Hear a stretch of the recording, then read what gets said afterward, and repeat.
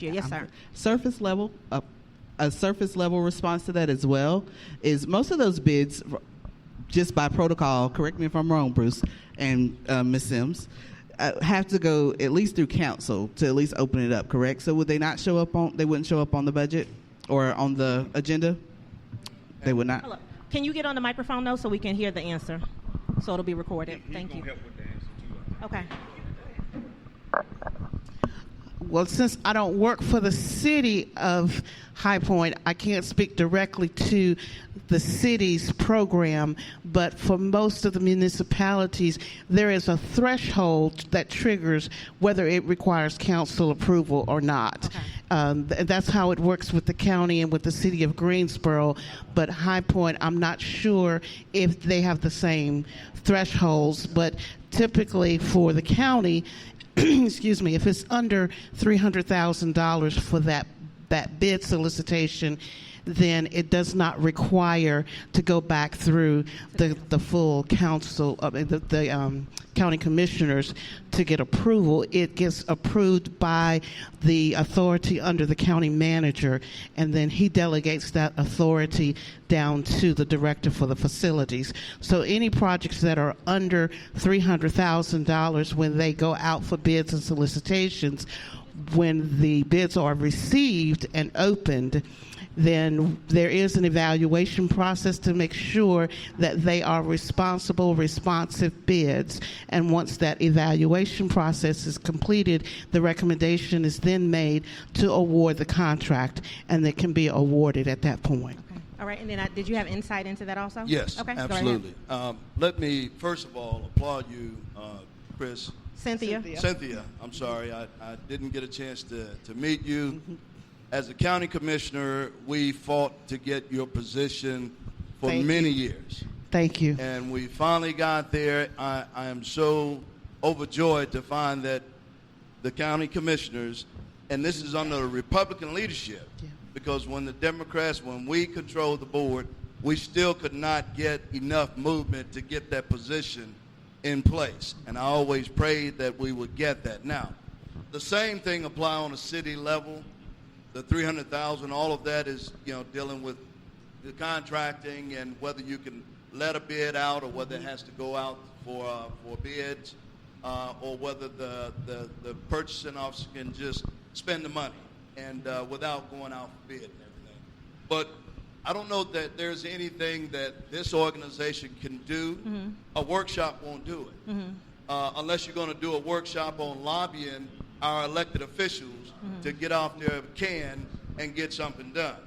Because again, you would not be in a position had folks really pressured those in leadership to make that happen. Mm-hmm. That's got to happen in High Point. And that position cannot be put under a purchasing director. I don't know if they put you under purchasing. No, I work directly for the deputy county manager. And that's what we have to have.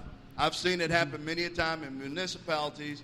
They appoint an MWBE director and they put them under purchasing.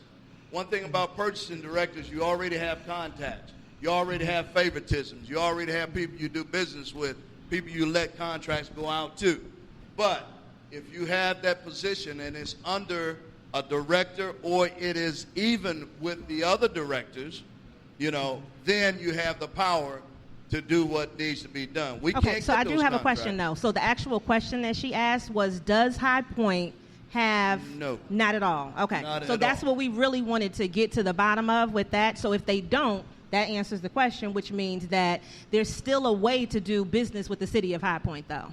But there's no real way, and she's a prime example. Uh-huh. She's already telling you she's certified. She's got all the credentials. She's on the list. Mm-hmm. She probably gets emails from the county. She gets them from the state. She gets them from the city of High Point. Mm-hmm. However, when it's a $300,000 threshold, those bids under $300,000, the purchasing officer has the leverage or the opportunity to give them to whoever they want. Okay. He doesn't have to give them to you until we get this position that you sit in Gilbert County here in High Point. Okay. So that's what's got to make the change. Okay. All right. I love that. Thank you for that insight. Okay, if you can pass it, the gentleman that's right there. He's and had his while hand they're up earlier. passing that, I want to speak to one. This is a good time to ask that question. Yes. Since we have all these candidates running for city council. Okay. So when you go to the candidates forums and speak to these candidates on a one-on-one basis, this is an issue that needs to come up. And to make sure that when this position is in place, it's not just MWBE, but we also concentrate on black-owned businesses. Because we all know that when people check the MWBE block because they have a soccer mom as the CEO of a company, but they sit at home all day. And they own the company, but they're not doing the work. So we have to make sure that nobody's pulling the okie doke when it comes to those certifications as well. Okay. Since you brought up those who are running, I'm running for mayor. I am a black business owner for 25 years in this community. Yeah. So I understand what it takes to struggle and start a business with absolutely nothing. My wife and I won't go into the whole thing. We're not going to be able to. Thank you. So, yeah, I'm the real moderator. We got to keep things in order and be respectful because you've had your hand up for a long time. So please ask your question, sir. Okay, I ain't running for nothing but the bank. Come on, run for the bank. I'm running with you. I have a two-part question. The answer to the first one, I may not even have to ask the second one. It says in the slide, business and minority dollar in High Point. Is in High Point just the location, or is that part of the title of the session? Part of a title because we did business in the black dollar, and so we've done different versions of it. What happened was when we consulted with Business High Point Chamber of Commerce, they wanted to focus on minority and not just focus on black. So we wanted to make sure that when we did this, the whole series goes business and the. And so then we change whatever the title is depending upon where the area is and what the focus is of the organization that we are co-sponsoring with. Okay. In that case, I'm a native High Pointer just like Chanel. And I can attest to this. Nothing on the county level applies in High Point. Nothing on the state level applies to High Point. High Point is a unique situation. Any minority who is attempting to open a business in High Point will find out that the obstacles that you run into are unique only to High Point. You won't find that in Greensboro. You won't find it on the county level or the state level. But right here in High Point, they will put obstacles in the way of any person who is trying to open a minority business. Anybody who's native High Point knows that. And nothing has ever been done about that. How are we going to overcome that? To the panel. How do we overcome that? I believe that that's already been spoken about. Is really you're going to have to put yourself in a position, and you're going to have to really go to city council. I used to go to city council on a regular basis, and they got tired of seeing me coming in there.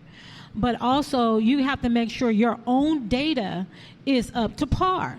There was many times when I've gone before people and I didn't have my data together. So you have to make sure your business is in order. And I think there's a lot of times on paper, we are not able to present ourselves strong enough to get the bids. Now, that's not to any some of you who do have that, but oftentimes on paper, I'm a data analyst, okay, by trade. Okay, and as a data analyst, oftentimes on paper, we're not strong enough for them to actually say, okay, I'll choose this one over the other one because you may not have your data in order, your statistics or your market plan or all of that is not in order for them to select you.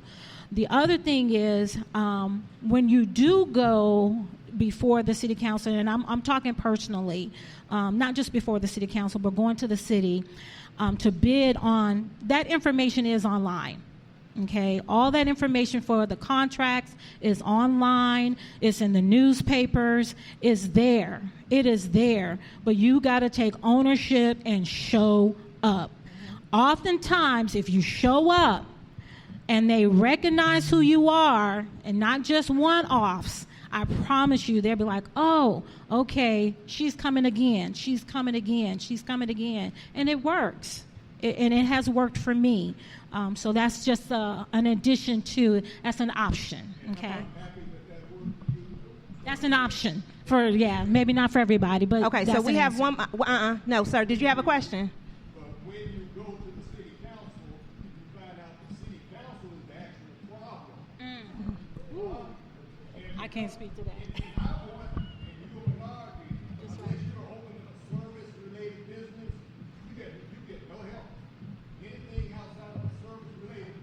Well, I think this goes back to what Frank was saying. You elect the officers. So that might mean that some other people need to run. I'm a big believer. This is just me personally. And we are going to wrap this up. We're going to have that last question. And then everybody will get to network, and then you can talk amongst yourselves so that this way you can meet everybody that's in the room. But the biggest thing is I've always been that kind of person where, you know, when they say if opportunity doesn't knock, build a door.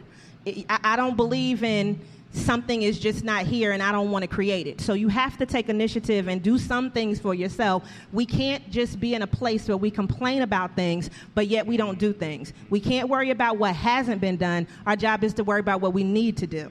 That's how I look at things. And so us coming to High Point specifically was because there was a need for, first of all, this conversation, second of all, this community, and third of all, to be able to also let you know that for your businesses, if you, one of the barriers is financing, is having the access to capital, is that's what My Business Capital is here for, to be able to help. However, everybody's just not going to get money either just because they want money, right? And so it's a process for everything. And so our job is to make sure that this way you know the process, you know the people to talk to, regardless of the situation being unique, because it's going to be unique everywhere you go, right? So let me get you that last question.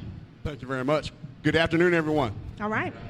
Good afternoon, everyone. Good afternoon. All right.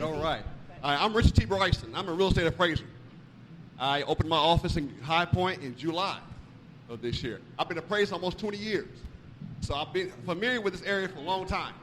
And the question I have is, Washington Street, I'm not from High Point. I grew up in the mountains, North Carolina. I wish we had a Washington Street. We didn't have a Washington Street.